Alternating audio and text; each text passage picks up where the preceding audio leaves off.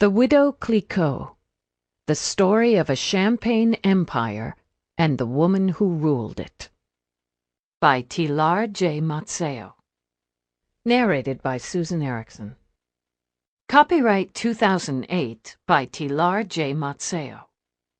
This unabridged audiobook is published by arrangement with Tilar J. Mazzeo and Distel and Goderich Literary Management, and was produced in the year 2008 by Tantor Media Incorporated, which holds the copyright thereto. Prologue. This is the story of French champagne. But it didn't start amid the splendor of a countryside chateau. Its origins were a more modest little luxury, the aisles of a well-stocked wine shop. It was a remarkably simple way to have begun an obsession with the history of one of the world's great wines, and one of the world's great women. As much as we associate champagne with celebration and the good life, I should also tell you that, for me, it was a passion that began without fanfare in a small town in the American Midwest, where I was trying to weather what turned out to be the last months of a less than glamorous job.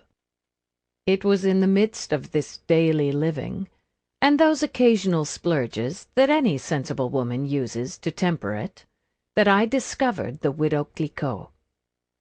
Although the writer in me wishes to tell you that my love affair with the widow began in the spring, with the loosening of the earth and the promise of new life, that is not true.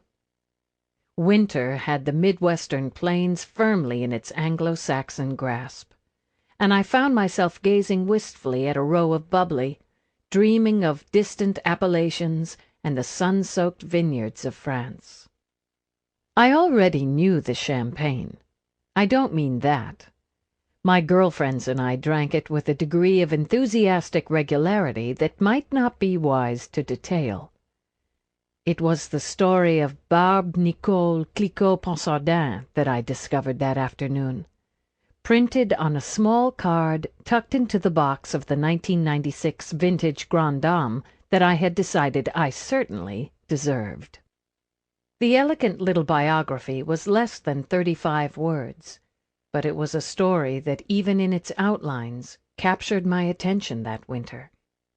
It was the story of a woman raised to be a wife and mother, left widowed before 30 with a small child, with no training and little experience of the world, who grasped firmly at the reins of her own destiny and, through sheer determination and talent— Sample complete.